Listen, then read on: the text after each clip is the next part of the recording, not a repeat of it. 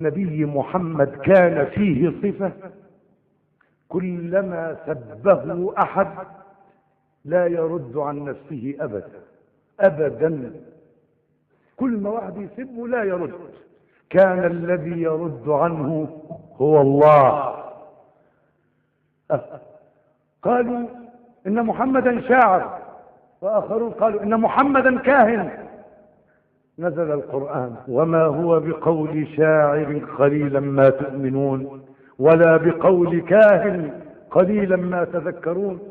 اللي قالوا ايه؟ محمد متعلم القرآن ده من واحد يجلس إليه ويعلمه.